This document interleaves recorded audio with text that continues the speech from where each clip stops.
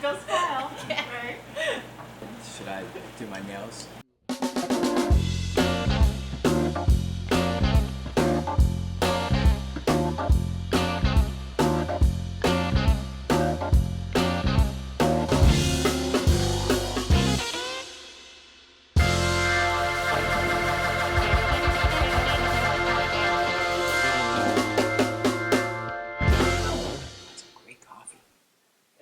What'd you do? What'd you tell them? What'd you tell them?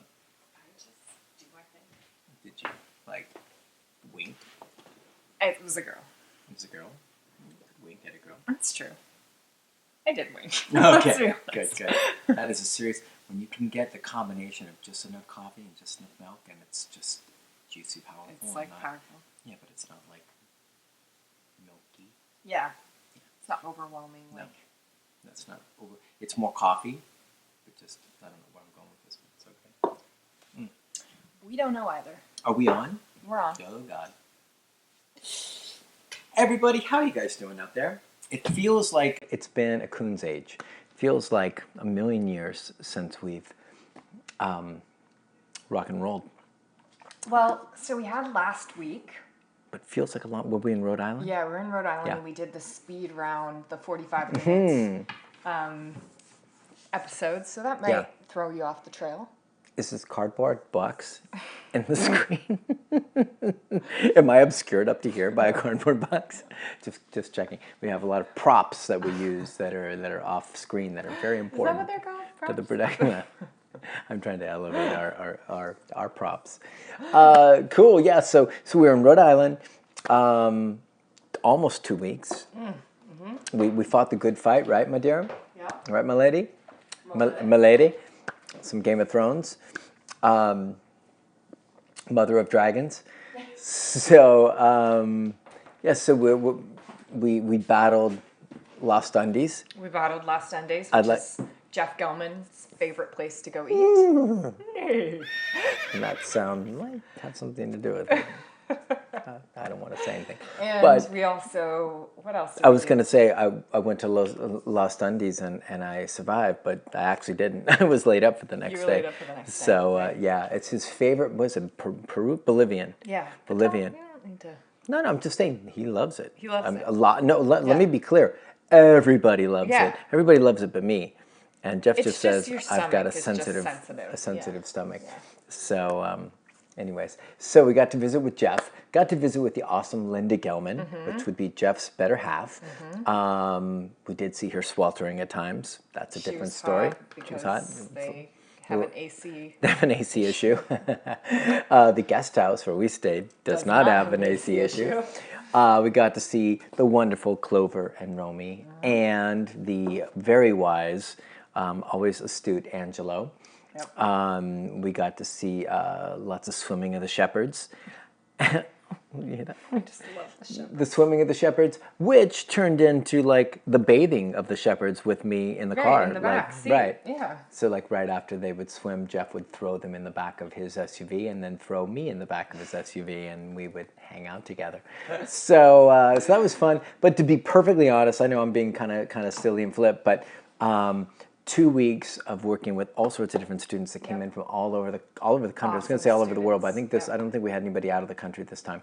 And super awesome folks. We taught recall. We taught remote caller training. We taught Accelerate, which is our business personal development program, which went really well. It's only the second time we've ever done it. That was really special. Met some very serious protection dog trainers in that program. You remember who I'm talking about, right? Yeah, just checking. And and then we did T3 launch for 6 days, which was fantastic. A really awesome group. Bunch of almost said a bunch of old folks, not old folks, but a bunch of old alumni showed up. Yeah. And so that made it a real nice family affair. That's right. It was pretty beautiful. Really fun. Yeah, it was super fun, and we loved being out there. We loved seeing all the people and all that stuff, and getting to know 10 new people at T3 launch, and then 5 or 6 new people at the other seminars. It's just so much fun. So we have a blast. It really is a special thing. Yeah. Yeah. And of course getting to hang with the Gelmans is always fun. Of course. We don't get to see them too often, so that's great. Yeah. like extended family.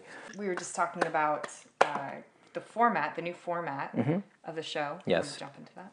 Yeah, just love to hear from you guys what you're thinking. We're adding lots of new stuff. Laura's got new graphics, new sound. Just trying to tidy it up, make it cool, make it fun, make it look special, and we're also talking about like kind of maybe cutting back the length of it a bit, because we're concerned that some folks it might be hard for them to do like what we sometimes our longest are like what 1:45. Yeah. Like it's like somebody was like, that's like a Disney movie. Or we can try and hit towards an hour of like dog work and maybe like 10 minutes of us like goofing off and being silly. Doing our other stuff. So, but I'd love to hear from you guys. If you're like, if everybody is like, no, long form, give me an hour and a half or give me death, we will acquiesce. But camera good? Good. We're having camera stuff. But if you guys are like, yeah, we'd love to have like a tighter show, like maybe an hour, maybe an hour and like change, cool. We'll make it happen for you guys because it's for you guys. So with that said, let's jump into the show and see what we get. Hopefully our little memory card will hang tough with us, right? Okay. Okay, so I'm going to open the show. Do it. Yeah, you ready? Ready. Okay. Drum roll. We need some music for this, right?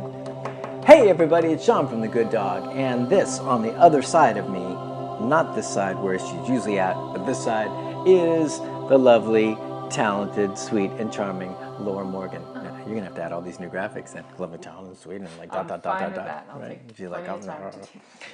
And all of this good stuff, Starbucks included, is The Good Dog's Q&A Saturday. Episode number... You got to do the 4 now. 42. 42. So we're off and running. Let's jam on through this. We're going to try and keep a semi-tight show and see how we do with it all. Yeah. You ready? So we're thinking like we'll do like 5 or 6 minutes per question. Try to rock at that. What I'm going to do is this. You ready? Yeah, see? What I'm going to do is the questions that need extra time, I'm going to do my thing, but I'm going to try and be tight with all of them. Instead of, because I think we've all found out in 42 episodes that some of us have a tendency to meander a bit. Well, I think what happens as James Taylor once said about Arlo Guthrie, he's like, he could weave a yarn. I think I'm guilty of that too. If I may say, if I just want to defend you, what happens is you... Ooh, I thought you were going to indict me. I'm so glad this is a defending.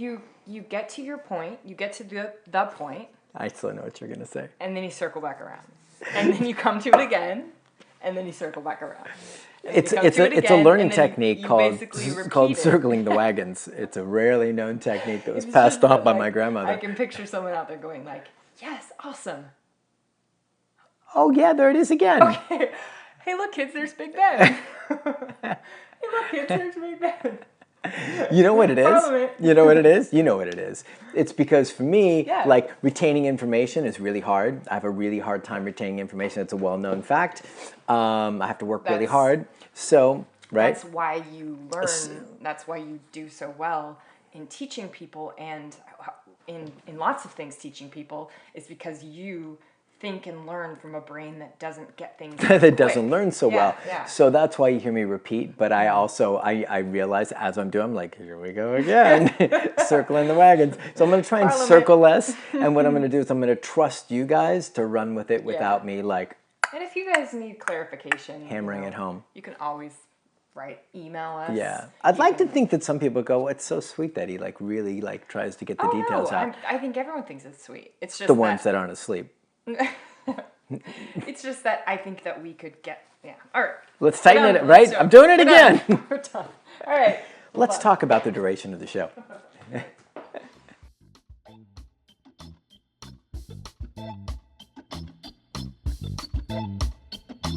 So we've got question number 1. This is from Jennifer. Jennifer says... we have a 10-year-old Wisla who's very afraid of gunshots and fireworks. When he's exposed to the noise, he's extremely destructive. He's repeated manic scratching movement with his front paws that's destroyed everything. It can last for several hours after the noise has stopped. He shakes and pants heavily, which cannot be good for him. What can we do to stop this behavior? It seems to get worse as he gets older. Basically, yeah, if he's home alone, and if the neighbors work on target practice or what something. a drag. Like, I have to say, like, a lot of people have like dogs with like storm issues and fireworks issues, but to live somewhere where your neighbors are out like blasting periodically, it's a tough one. Tough one. Okay, so I wrote a few notes for you because I want to make sure I hit some points that are important. So Jennifer, first thing I do is baseline training. We always recommend baseline training, and it's not because we're dog trainers and we feel like it's fancy pants stuff and that you have to do it in order to be like having your dog in the good spot. It's because what we know it does for the dog's state of mind. So baseline training, which if you go to www.thegooddog.net and click on free do-it-yourself videos, you'll find a plethora, well, not a plethora because a plethora sounds overwhelming, but a myriad of... I'm just trying to impress her. You'll find a handful of very helpful do-it-yourself videos. And basically, if you get a prong collar and you teach your dog like how to heel, thresholds, place command, and duration place command like that, you'll make a lot of progress with your dog, because I think she said the dog is nervous in general. Yeah. You'll make a lot of progress state of mind wise, regardless of fireworks. And this is something a lot of people miss. They're like, here's our problem. We only want to deal. We want to deal with the dog with the problem, but the problem is usually a symptom or exacerbated, symptom from state of mind stuff. Yeah. So I'd go foundation first with that basic training stuff, and then I would order a CD or a DVD, or I don't know how you kids do it these days. It might be just like off of YouTube.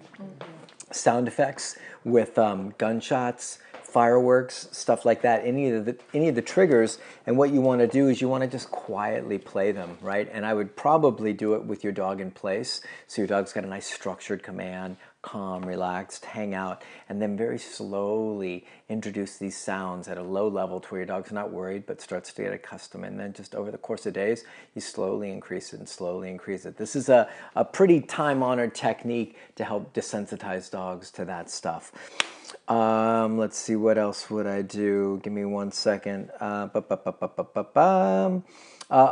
one of the other things that you could add to that is if you find that that's not giving you enough value as far as like desensitizing them enough, you can always leverage food stuff, which is like food work, food drive, and then only feed the dog when you bring those sounds out, right? And so that could be something that like you could use that as a cue or a predictor, and it's a great way. Like Belle, my dog, has problems with the oven because it has triggered off the smoke detector. So I keep her balls in the oven, and so which she used to shake and convulse when I'd go near the oven, probably because she was worried about my cooking. But what cooking?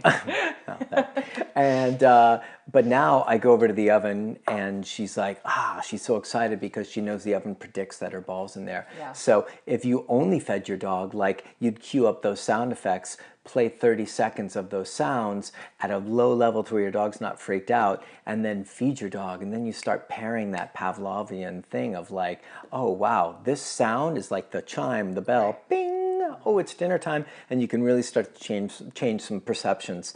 And then lastly, when you are gone, I would lay down some cover fire of music. I do it for my dogs anyways, just so they don't have to deal with like any monkey business outside. But if I was somewhere where there's a high possibility of like gunshots or something like that could freak my dog out while I'm gone, I would have music blasting, and I would crate my dog in a quiet, safe place where they don't have to endure it. I know a lot of people feel bad about crating, but if I was a dog afraid of fireworks, and I know you mentioned your dog takes solace in being in the basement or the bathroom, I'd put the crate in the bathroom with a radio and let your dog just like quiet, hang out. Someone's out there blasting away like maniacs, your dog's just chilling in there with music and comfortable, doesn't even have to know about it. So that is hopefully my not too long verbose answer to that. Let me review real quick about what we just covered. No. Got it. Hopefully that helps.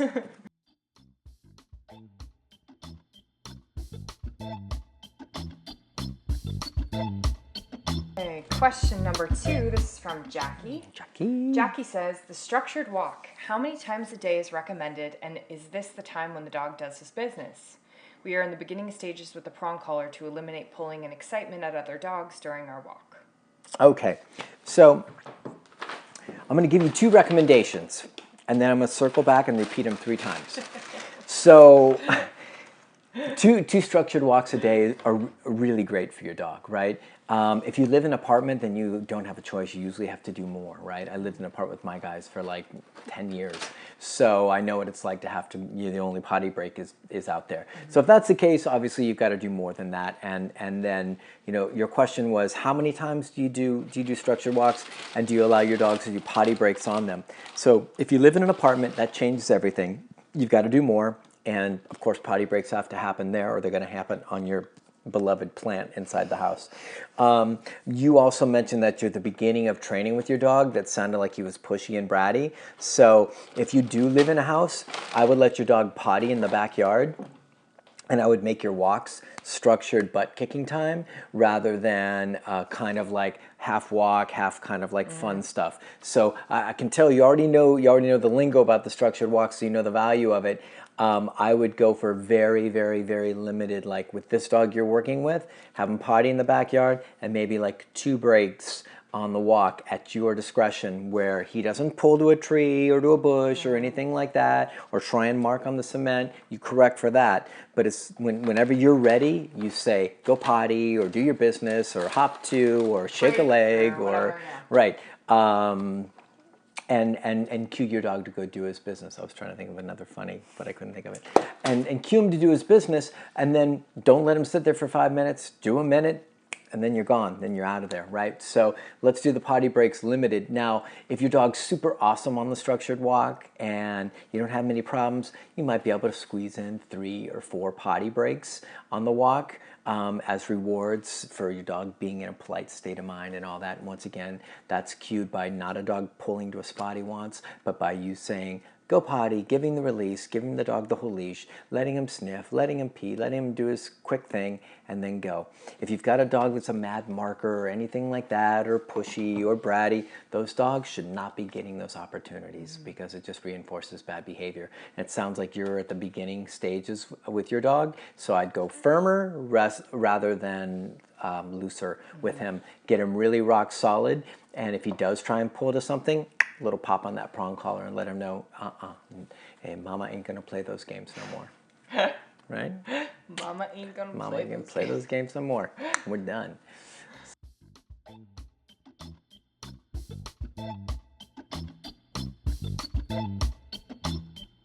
Question number 3. Number 3, Carola. This is from Carola. Carola.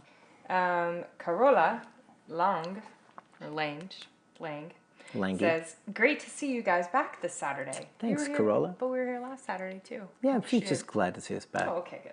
I hope she didn't miss that. Okay. I started Lacey on her e-collar training, but before or during our walk, she lunged and barked at other dogs passing by. We came across many dogs that people left off leash and don't have recall. It almost seemed that Lacey's actions would attract off-leash dogs, and they always came our way. Certainly would. So I would be calling the owners to get their dogs, etc. Where e-collar training has been much better, but what do you do in this kind of situation? I don't want other dogs coming up, and should an altercation break out, what do you do? My first instinct is not to be calm. Okay, so whenever I'm off leash with my guys, or actually, sorry, like, because she's not even talking about an off leash question. No, she's on leash. She's on so, leash, so for one, the fact that your dog used to draw more attention when he was more chaotic makes perfect sense, right? So that's why being calm for your dog and for you are both really boons to keeping those other dogs not interested, right? Yeah. The more frantic, the more frenzied, the more nervous you guys are, the more dogs get interested in what's cooking with you. So as hard as it is, really try and focus on staying calm, even if you have to kind of like manufacture a bit of like breathing, just like, right, like keep yourself cool about it. I think one of the things that can help with that a lot, though, is having a tool that can help you feel a little more safe, a little more empowered. So what we recommend for all of our clients that have off-leash dog issues is just, it's a simple fix. Go get a pet convincer, order it off of Amazon. You've probably seen us use it before. It's CO2 cartridge, and I think now they're coming in because there's a bunch of different versions, but the one we like comes in a black swivel case with a green, like a green trigger on it. Excuse me. And the whole thing is, it just makes noise, really, but pretty darn loud. And 99 out of 100 dogs will turn tail and run. So we use those when we're at the park, and we'll be taking our dog, we'll be walking like dog aggressive dogs or dogs with issues, or reactive dogs through the park. And here comes the dog running up. You wait till they get within range to where, you don't want to try and shoot it at 100 yards because it probably won't work. You want to get the dog close enough to where the sound has enough effect and impact, and then it's a quick blast. Don't press and hold it, because then the dog goes, what is that? And then isn't so worried. But if it's just really quick, it startles the dog. And then just stand there and go. Just like really like quiet, solid, own your space, stand up tall. So most likely they're just curious dogs. Yeah, most of these dogs are just knuckleheads. Yeah. They're not out for blood. But if you get really nervous about it, it does really draw attention. And then if your dog is nervous as well, man, it just makes the dogs, like I've seen dogs with nervous owners, and the dogs start to circle them and get all nutty and all that stuff. So I always think the best way to get more confidence is to have strategies and tools. So best thing to do as far as your number one strategy is to give yourself a wide berth around any off-leash dogs, right? Like, even if I've got my guys on leash or off leash, I still, like, as we go through the park, I'm always evaluating how close are the dogs that are off leash, how much control do the owners look like they have, how out of control do the dogs look in general, and then I determine how close I want to, or not close I want to get to those dogs. And then if one of them should run up, pet convincer, quick blast, and then literally I will stand in front of my dogs, go.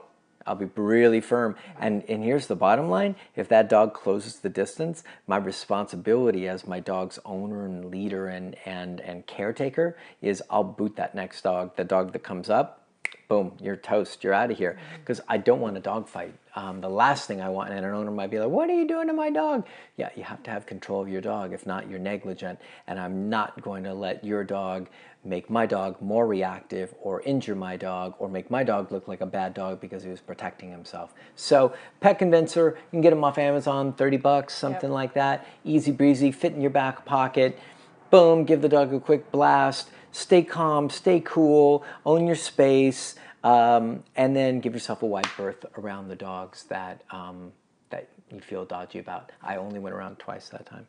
It was just a review. That's a review. That's an improvement. Thanks.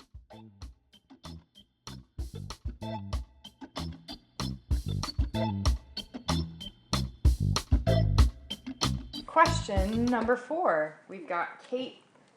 Kate with the most unique spelling of Kate that I've seen. I know, because I think probably her whole name's Caitlin. Caitlin. Yeah. She's just like, I'm just shortening this up. She's like, I'm gonna not let anyone know on Facebook. Mama said to shorten that name. Whoa, you like in LL Cool J mode today. I got a message from Sis Loves Purple. Oh, really? We were Instagramming, and so maybe I'm feeling like... Maybe you're feeling like... inspired. I got LL's like... Yeah. Mojo, love. maybe, like, transferred through. Okay, Caitlin. Or not. Or I'm just being an idiot. I love watching you all. My question's a bit of a two-parter. Is there a best practice in reintroducing two dogs who have fought, and or are there any house rules that we should be abiding by? Oof. Our two female staffy mixes, 2 and 4, began getting into some fights about 6 months after the younger dog was adopted. They get along with other dogs they know, however. We're lucky enough to save up for a trainer that uses many of your techniques. Because of training, our dogs now walk with us on a loose leash with a prong, do the place command for long periods of time, use the e-collar, etc. Based on how they react, or rather how they don't react to one another, the trainer believes they can successfully reintegrate. However, a gate has been keeping them separated in the home for the time being. So they're still not together. Yeah. Okay, so this is always like one of the scariest ones because things can go south really quick, and I don't want to say that just to scare you. But anytime we have dogs that have had fights in the past, there's always a possibility of grudges being there. I love that your trainer has helped you kind of reintegrate them. You've got good stuff on walks. You've got them in the house kind of coexisting, but there's barriers in between them, and so they don't really have the opportunity to make a mistake at this point. You guys are really kind of managing them. So first thing I'd say is, like, I'd ask my trainer if he could come in or she could come in and help that initial kind of, because it can be so nerve-wracking, and just having somebody with experience that knows what they're doing can add a nice vibe of calm to the situation, and some easy strategies, you know what I mean? Like, it could be something as simple as, like, back tying the dogs and something you didn't think of, and the trainer can help keep you calm and cool and feel like you're guided, that could be a big difference. So first thing I do is I'd contact my trainer, ask, can you help us out with this reintegration process? And you said that we could do it, so we need your help. And then beyond that, what I would start to do is I'd slowly start to have them exist around each other. Like what we do whenever we have fighting dogs here is like, we don't like, hey, go hang out together. It's a lot of existence. And I know your dogs have been existing, but they haven't been existing in closer proximity except on the walks, but that's a very different animal. Getting your dogs to be in place in the same room would be a really nice approach, and then slowly getting them closer and closer. So what I'd suggest is when you're feeling comfortable, get them in place in the same room, back tie both of them so you can be confident, not stressed. If they make a mistake and try and break place or go after one another, you know it, and no one's going to get hurt. Back tying just simply means tethering their leash to something secure that they can't get to. And you can do it from across the room. Just let them hang out. They don't need to do anything. Just hang out and be there for 3 hours. Do it for a week. Do it for 2 weeks. Whatever comfort level you need to get to. And then slowly start moving those placemats closer and closer and closer. And the whole time you're looking at your dog, like, are they tense? Are they... One thing to watch out for is a lot of like sideways glances, like the same way that human beings will, like, if they want to like look at somebody and not let them know, they'll do a lot of this. Dogs will do the same thing where they don't orient their face towards another dog, but their eyes.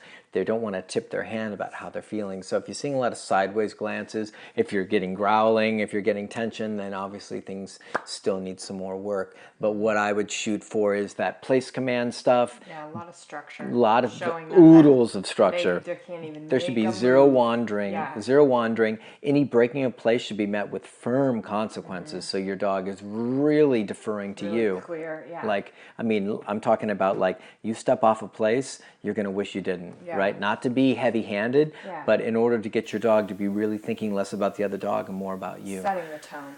Yeah, setting the tone. So, and then you can slowly move them closer. And then our goal is always like to get them eventually to where they're on place together and they're just hanging out. And that can take some time. And that takes a lot of like being comfortable, you know, and trusting your intuition and reading dogs. So that's what I'm saying. If you can get your trainer on board to help you out, that could be a big, big help.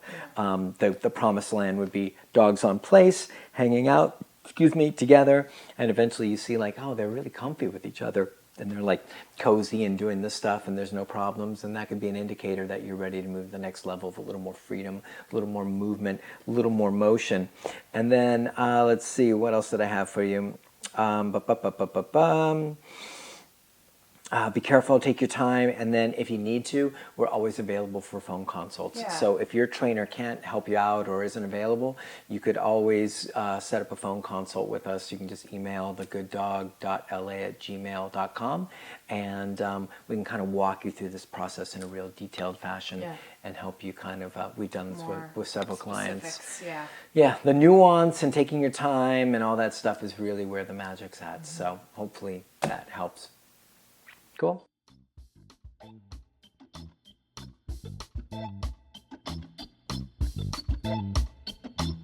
Question number 5. This is from Lisa Smith Grant.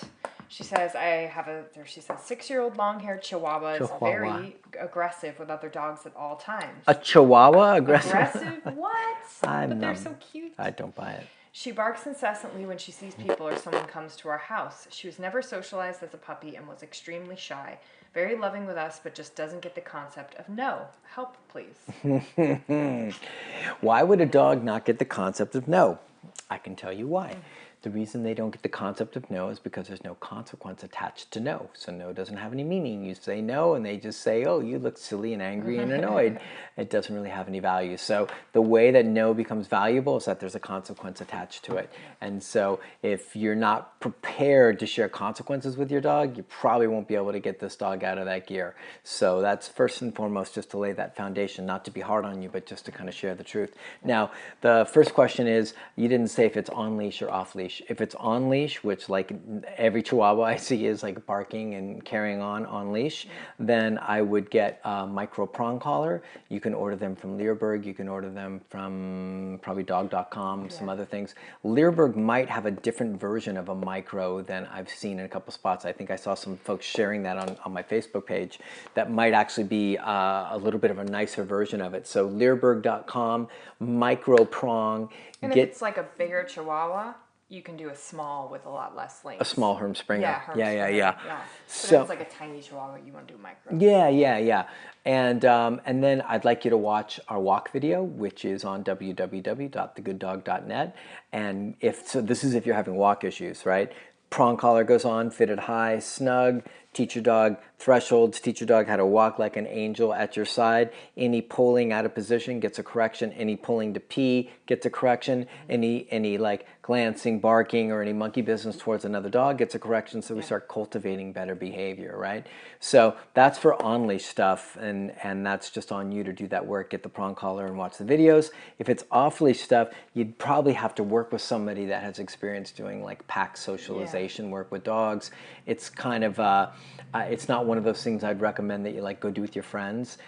First of all, if you're under the notion that I just want to put them around other dogs to see if you can get more comfortable with them. More comfortable, that's the worst thing in the world, and that's what a lot of people do. And so you take a dog that's insecure or freaked out like your Chihuahua is and put him around other dogs that are like not super chilled out, not super calm, and not super balanced, and he's going to feel less safe, less trusting. He's going to bark, he's going to be more aggressive, he's going to do all that, even if the other dogs don't mean any harm, but they're just like not chilled out. So you would really need, if the goal is like off leash to get this dog in a good space, you'd really need to work with somebody that knows how to work with dogs around other dogs and cultivate good behavior around those dogs.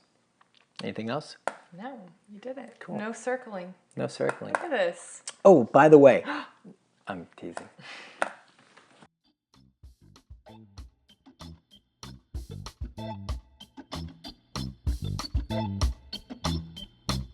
Got a little like in between interstitial music.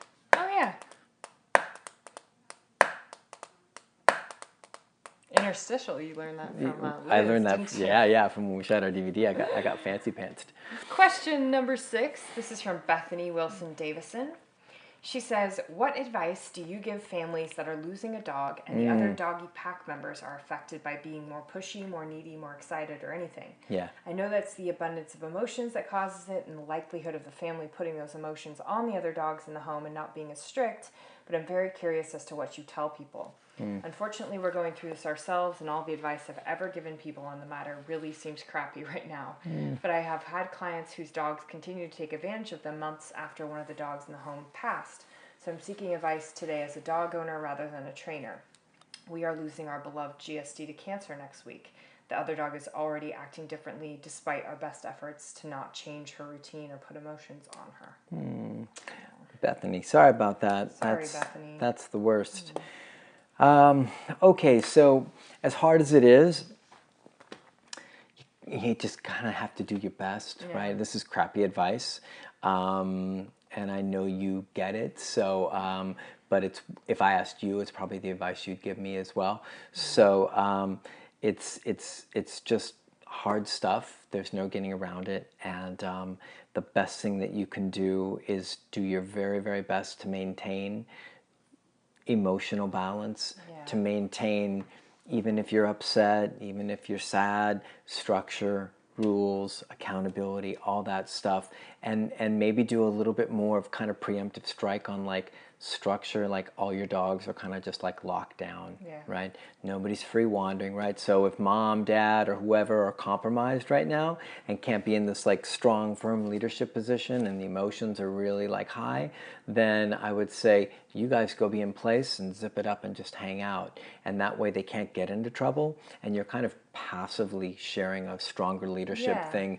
even though you're not emotionally really in that space. So, I mean, I don't know if you want to... Oh, it's okay. It's hard stuff. Sorry that made Laura sad. It's hard stuff losing your dog. So once again, I would recommend that you do your very best to try and stay as stable as you can. I know it's easier said than done. Try and leverage behavior, like training behavior, passive training stuff, like I said, duration, place, command, all that stuff. If you have to back tie or tether a dog to place so you don't have to sweat it, good, so be it. And then also at the same time, right, so leveraging this structure, even though you're not in a good space, so your dog feels like, oh, mom still got this. And then at the same time realizing that, like, stuff happens.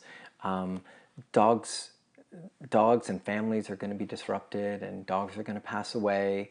I lost my guy Oakley a year ago, and my guys were actually, they did really well with it. I was surprised. They weren't terribly disrupted, but he passed very slowly, so I think they had a very long amount of time to get kind of used to, accustomed to him, like changing.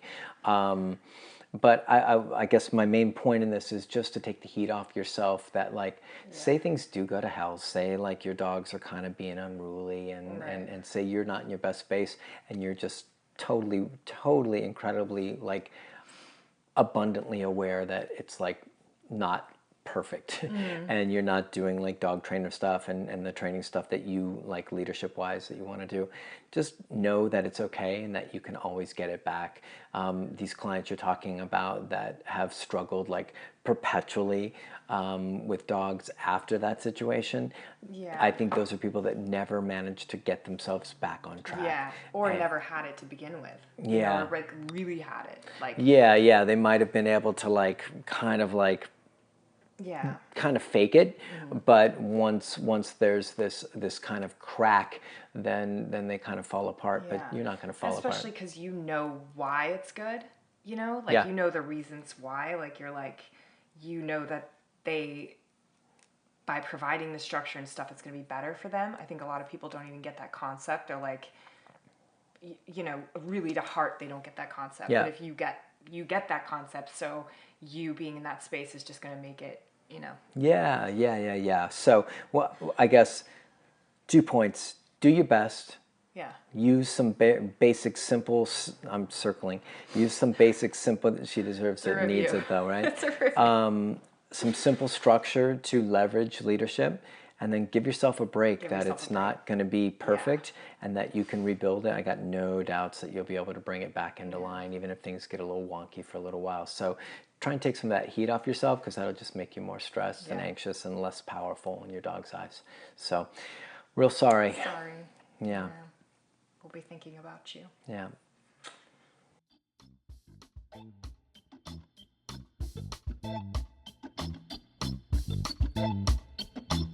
Question number 7. This is from Allie Lund. Allie says, I have a border collie Catahoula old English sheepdog who barks compulsively when anyone enters the driveway or the house, and will also continue to bark at the person for up to 5 minutes after they enter the house. She's not aggressive but is very timid. She's 7 years old and we've had her since she was just under a year. I've tried telling her to be quiet, putting her in the bedroom until she's quiet, ignoring her, a bunch of more things. Nothing seems to have impact on her barking, although she's normally a very well-behaved dog. She has great recall and is easy to teach tricks to and stays on cue, among other things. I just can't shut her up. I just hold her muzzle and she'll quiver and bark anyway. Once the person's in the house, she's fine. We all held a muzzle in our days. Oh, ain't that the pits? It's like changing babies' diapers. We all been there. Well, okay, I haven't been there yet, but eventually. Okay, so this is from Ali, right? Yep. Okay. Or Ali. Ali, sorry. Muhammad Ali. Well, it looks like it's time for Laura's secret surprise question. OMG! Really? Yeah. Okay, so we have barking dog. I caught her right after an emotional moment, so she could be fragile right now. Okay. Actually, it looks like Bethany answered below. Should I just use Bethany? No cheating. Okay. No cheating. So we got a really nervous dog. Yeah, I'll we recap. got a nervous dog that's barking on the outside. Yeah. And barking on the inside, circling and doing all sorts of stuff. Yeah, so Allie, the answer is really just we gotta do some foundation training with this dog. So e-collar training, place command, recall, walk, like heel on leash, as the very least, those things. because what you need to be able to do is when she barks, a couple barks are okay, but the obsessive barking and the stuff that you can't stop and she's tuning you out and not being respectful, you need to be able to correct that. And the way to get to the point to correct that is we like to have you do foundations so that the dog knows what the e-collar means, is taught it fairly and all this stuff. So it's not just like, first time it barks, it feels this, Hammer sensation. from the sky, you yeah, like to say. the hammer from the sky. We like to teach it slowly with, you could just do recall, place, and heel on a walk with the e-collar. We have all those free videos on our website. And then from there, when people come to the door, your dog should be in place. If the dog barks a couple times, that's cool. If it goes beyond that, you correct. If the dog breaks place to run to the door, they get a good correction for that and sent back. So that's really the recommendation, right? Getting the dog fully collar trained. And basically, it's the dog that we get for 8 times a month for board and train. So the reason I had Laura answer that is just because she's so familiar with it. Yeah. I mean, that's the phone call we get, the email. That's the dog that shows up here all the time. And all we see is a nervous, freaked out dog with not enough direction, not enough structure, not enough rules, not enough accountability. I'm telling you, that's all it is. Now, I wish I could transfer information to you and be able to get you to see what your dog could look like if it was fully e-collar trained. Not because I'm trying to push e-collars, but you'd see such a difference in confidence level in your dog. Yeah. You'd see such a sea change in the way your dog just kind of felt in its own skin that would probably blow your mind if it was done right. So like Laura said, you want to be able to correct for that stuff, but you also want to be able to inhibit or change that state of mind that feels so nervous, right? So it's one thing just to say, no, don't do that. It's another thing to have a dog that feels better in their own skin. So that's a dog that should never, until it's rock solid, be wandering around the house, barking at people in the house. All you're doing is saying, go figure it out. If I can be really clear and blunt, you have people come in, your nervous dog has been barking outside, it's now barking inside, going, I don't know what to do, and you're saying, figure it out. You may be saying, no, shut up, grab the muzzle, it doesn't matter. You haven't done the training that causes the dog to be able to defer to the training and say, place, boom. Quiet, zip, lay down, right? All that. You pattern that stuff with an e-collar and you get it solid. Dog's out in the front yard, come, boom. Dog comes running back in, place. Dog, all of a sudden the perception and associations and the conditioning that goes along with people starts to change dramatically. Yeah. And then you start to get different behaviors, not just situational management, but comprehensively. Mm-hmm. You get a dog in a better space. Yeah. So I just wanted to piggyback off her great answer. You just wanted to circle back around. I did some different stuff, so it wasn't completely a circle. It was a semicircle.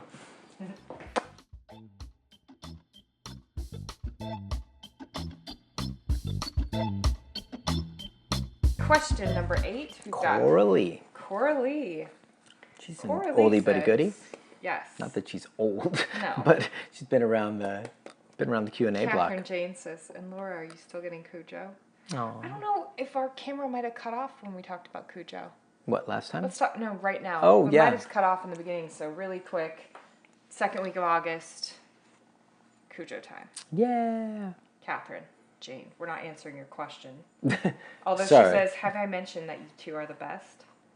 My super quick question is, how young of a dog she's sneaking one in. Catherine, we're so on to you. We're so on to you. She says, how young of a dog would you accept into your board and train program? 1 week. Probably 4 months. Nah, I'd say we'd probably do 4 months. No, we might do earlier if the dog, it depends where they're at in their shots and stuff like that, and all that kind of stuff. Okay, we typically don't do a lot of puppy stuff. Question 7.5. Oh, she snuck one in. All right. Question I got number suckered. 8. I got bamboozled. Catherine. So anyways, let me give you my puppy. No. Question number 8. Sorry, guys. I think you guys are so great. And how about a puppy person? She says, how's Cujo? I'm like, right? You wrote me in. Okay. Question number 8. Coralie. Coralie. Yes. She says, "Hi, Sean and Laura. Chet has come a long way since we started balance training. Yep. Yay! He has one issue that we're having issues resolving. He gets super hyper at night, chewing shoes, staring at us and barking, rubbing his face all over the carpet, and so on. If we corrected the e-collar, he'll start barking louder while staring at us. The only thing that will eventually make him stop is my boyfriend yelling at him. He gets 1 to 2 super intense play run sessions as well as 1 training session a day. I don't know how to drain him more than that. Thanks in advance. You guys have been super helpful." Thanks, Coralie. Hey, real quick, going back to the question about structured walk. Yeah.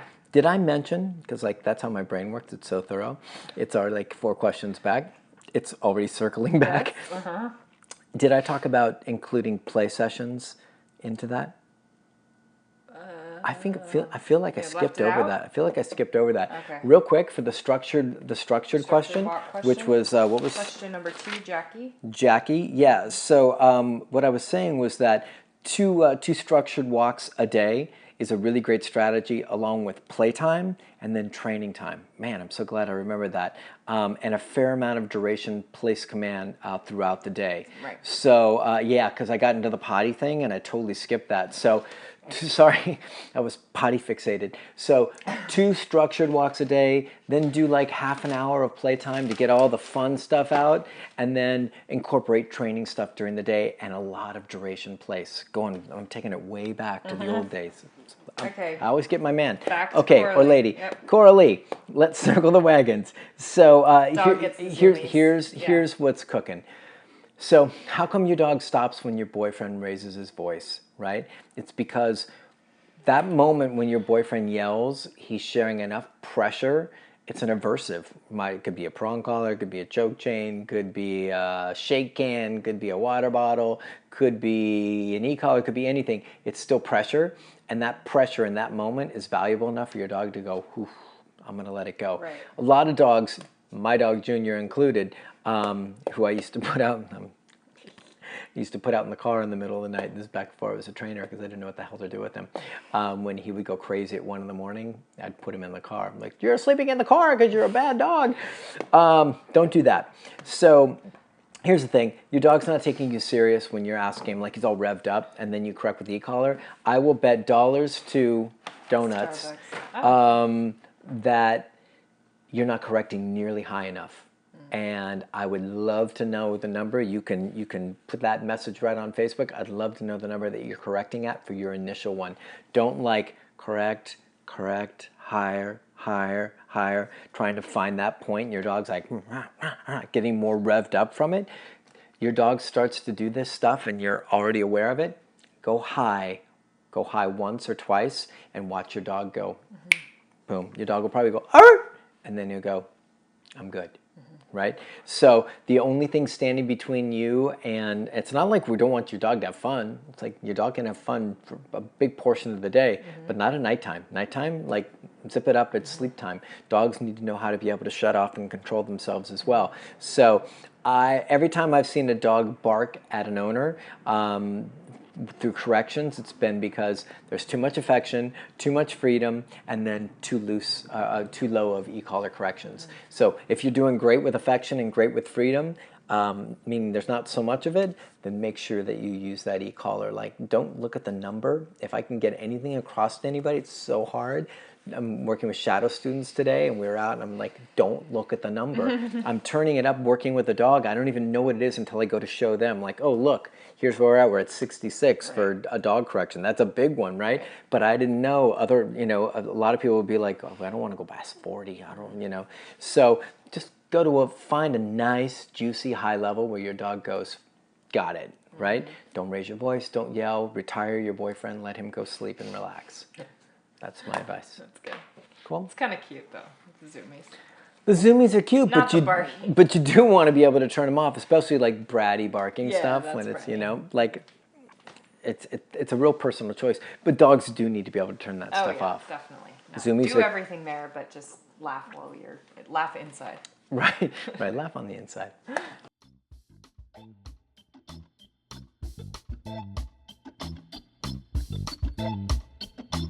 Question number 9. This is from Sarah Mangan. Hey, Sarah. Sarah says, my family has a unpredictable, touch-sensitive, reactive, game, highly food motivated, redirecting dog that is a total omega personality.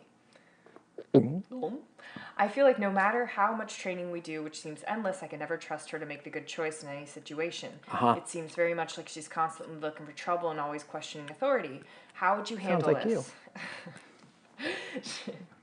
She knows all basic commands. Place. We have an e-collar. And ignores them at her We will. we have hired 5 trainers. Right. I got certified to be a dog Therapist. trainer. Still not listening. Right. We have full workups at the vet, group and private classes. It could totally be a developmental downfall or bad genetic wiring, but I want her to be the best dog she can be while everyone stays safe. Yeah. Wow. Sarah, you have gone above and beyond. Wow. I mean, that's like serious commitment to time and resources and effort. So really proud of you for going so deep and trying to sort this out.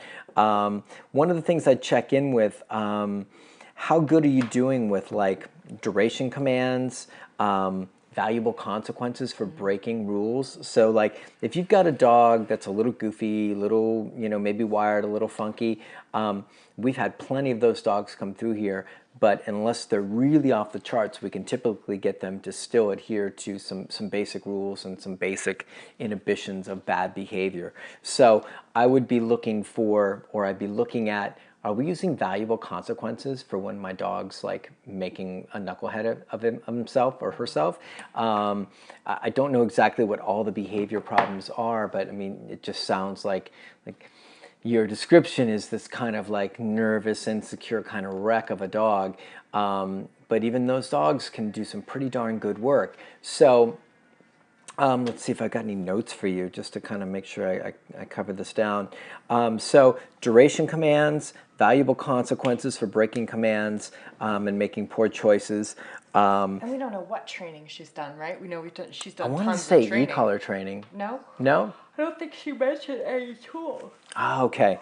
So, and I might have even asked that. She knows basic. Oh, we have an e-collar. Yeah, she's. Yeah. I thought there was an e-collar in the mix. So I don't know if you're using it, and I don't, like Laura said, I don't know what kind of training you're doing, because there's a lot of training out there, and this is no diss, but there's a lot of training that's geared towards very like specific like obedience command stuff, but doesn't know how to like get mindset stuff into a better gear. So you might be doing all of it. I have no idea. We're just speculating here, but it would be something that I'd want to be looking at. Like, I would watch like our Q&As. I would watch some of our videos, and I would read some of our blogs to kind of see like, are the philosophies and the approaches similar to what we're doing, what you're doing? Because if they are, then you're probably doing good work. If you're using the e-collar consistently and enforcing sit, down, place, recall, heel, all that stuff on e-collar, and it's non-negotiable, and you've taught the dog fairly, and the dog breaks place to do whatever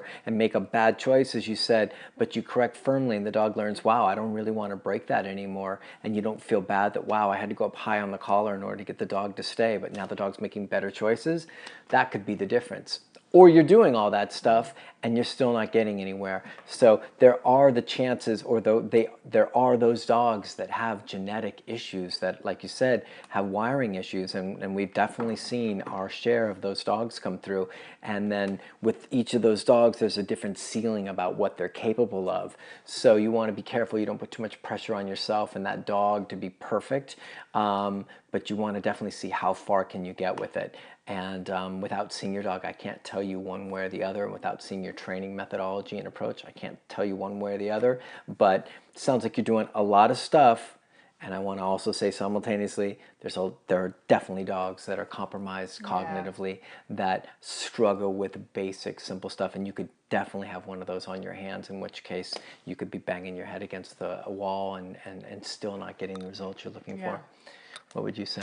I was just, all of that. I just think there's also that thing when you're chasing too many methods. Did you talk about that? It's just like, I didn't. Not like you're doing this, but I know for a fact in my past with dogs, there's lots of things like I'll do something for a while and see that it's not working, and I'll move on to something else. And, and I think that the reality is it is kind of war of attrition, especially if you've got a strong-minded dog. So, obviously we the way we train is what we advocate for, and we see that sometimes with these tougher dogs it just takes more time, but don't give it up, so you may want to find like the method that is working for you. And you say you become a certified trainer. I don't know what that means. Like, what are you certified in? What kind of training are you doing? And because there's not like a governing body, maybe you may be doing some stuff that might be more excitement based. Who knows? Yeah. And so just like check in with what you're doing, and then find one that you like and stick with it for like 3-4 months and see what you get after that, and then say, okay, after 3 or 4 months, I'll move on if it's not working for me. But that's such great advice. We see that so often with trainers as well. We see it with trainers, and we see it with owners, where they try and they try and they try instead of like diving into a method and really, really perfecting it. You can always email us and share with us what you're doing and what your technique is. thegooddog.la, right? thegooddog.la at gmail.com, and let us know what you're doing, and we'll try and give you some feedback on what we think about your methodology, your approach and stuff, because all methods aren't the same when it comes to behavior mod, for sure. So hopefully that helps. Cool.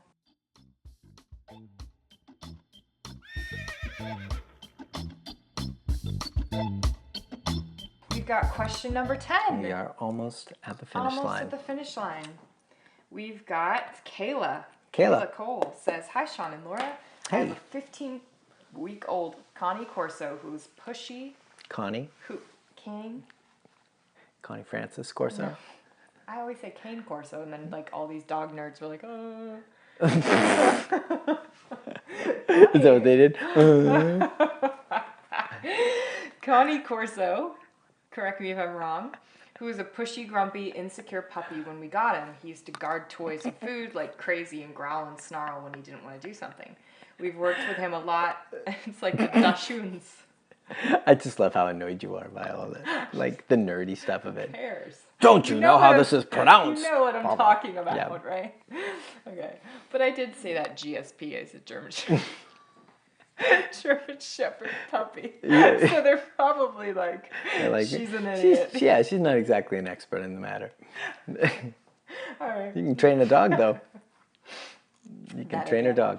Okay, so we've worked with him a lot and seen a ton of improvements, and he's become such a sweetheart in the home. The big problem we're having, and it seems to be getting worse, is how he reacts in public. He lunges, barks, and snarls at strangers and other dogs. I saw a Q&A video last week when you talked about trying a prong collar for that 14-week-old Rhodesian Ridgeback, so I decided to give it a try as well, a prong collar. I put it on him, and he got him used to it like you showed in the DVD, and he did great. However, when we went out for a walk in the neighborhood, we ran into some much bigger issues. We came across a house with dogs in their yard, and he reacted to it by lunging, barking, and in the mix of craziness, he turned around and bit my leg multiple times. I'm hoping to get some advice or guidance on what to do when you're in a situation like that, and how do you go about helping him gain some more confidence?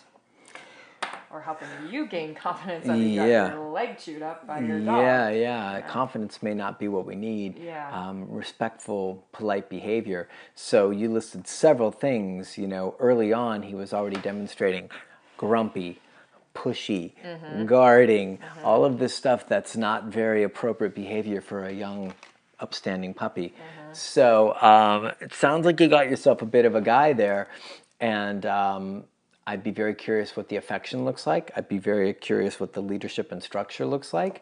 All you can be doing like training up the yin yang, but if you're like too emotionally attached to that dog and the dog sees it and he's a firm dog, your goose is cooked. He's 15 weeks. Your goose is cooked, because all he's going to see is that softness and neediness in you, and he's going to take advantage and push it.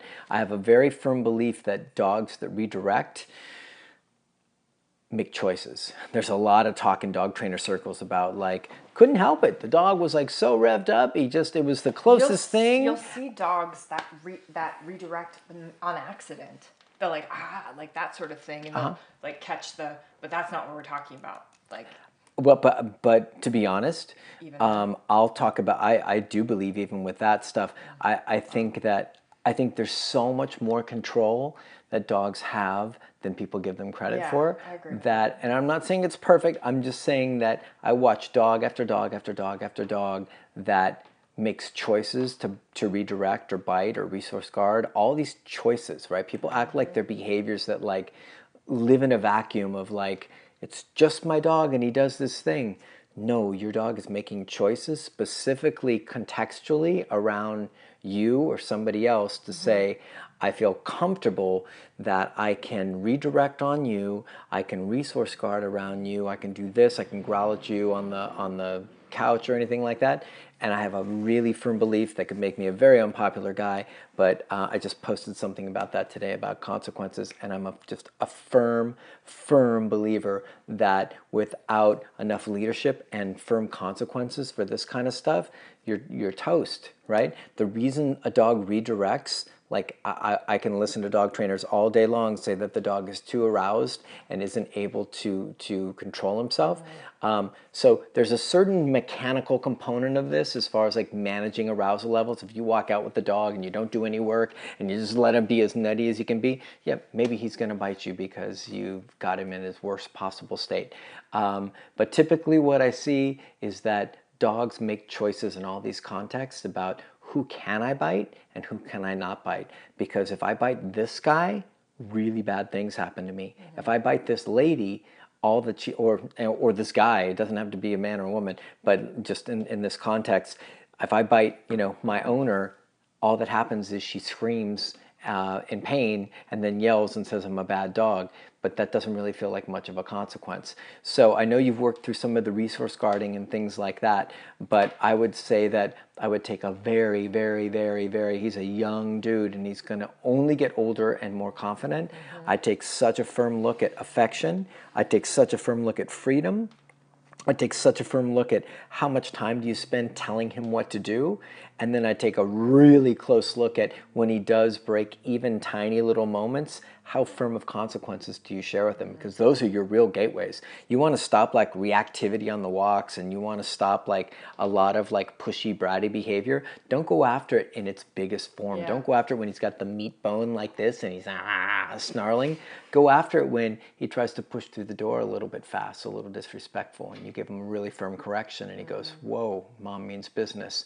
Or when he steps off place and you correct him, you pop him and he goes, whoa, mom means business. That's how you change relationship dynamics, and that's how you change choices. So can there be a dog ever that redirects even with like the firmest, best relationship handler? Of course it can happen, but it's so darn rare. I watch over and over and over again dogs make choices, and the biggest thrust of what I'm trying to share with you is that I feel like this is a much more of a choice thing from your dog than it is like, wow, he's just lost in bad behavior land. I promise you, if your dog was staying here with me, and this is not to boast, but I don't think he would do that stuff.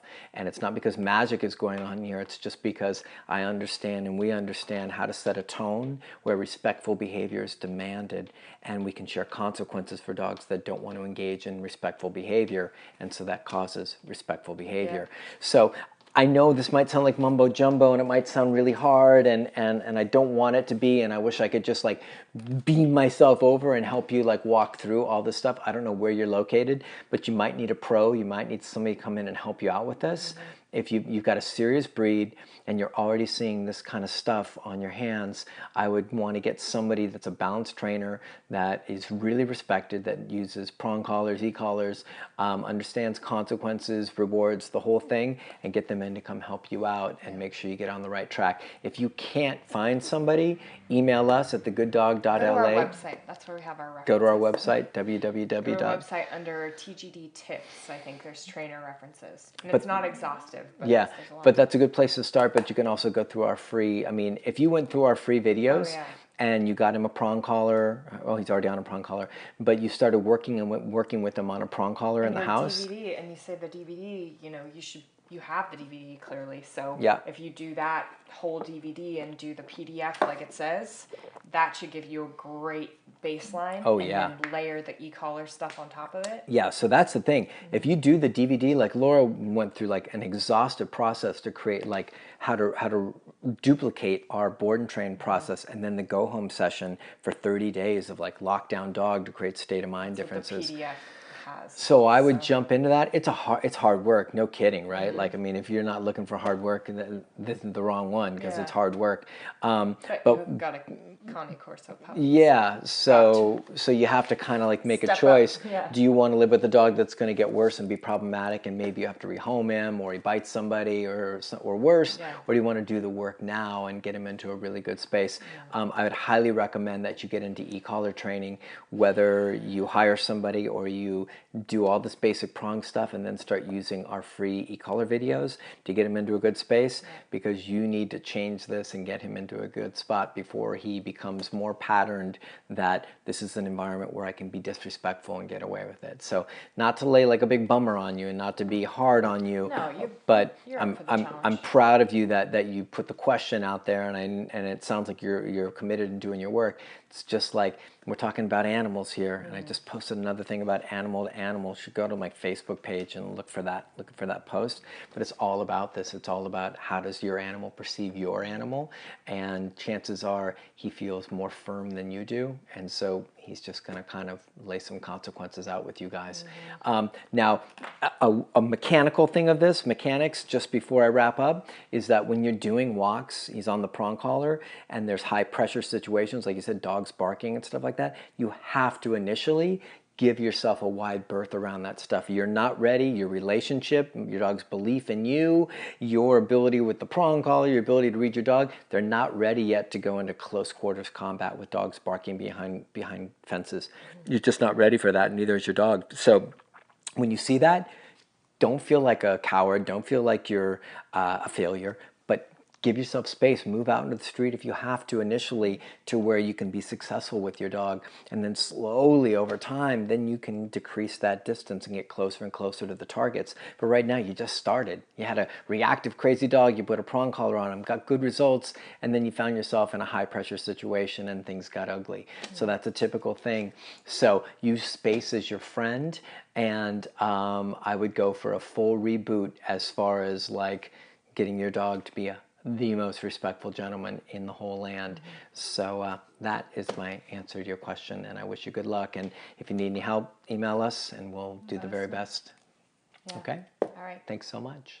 Well, mister. Well, how did we do time-wise? I think we did pretty good. We got caught up, so with some technical stuff that you guys aren't privy to, I think it's going to be close to what we... Would you be able to trim the fat and get us into the zone? Yeah, I think so. Oh, cool. So we're shooting for like hour and change. Nice. Guys, Always a pleasure. I'm going to go back to this for... Okay. Episode 42. In the bag. In the sack. Jack. In the can. In the can. I know you like to say can, I like to say in the bag. So you say tomato. I say tomato. Another awesome show. Guys, thanks so much for watching. We really appreciate it. Numbers are growing. We see more and more of you guys are watching, and it appears that you guys are getting good help from this. So that's rock and roll. That's what we do it for. We have such a good time doing this for you, and we're looking forward to growing this with you guys and making it more and more fun. So on that note, we are going to get the heck out of here. And we'll see you next Saturday. Yeah. Right? Oh, okay.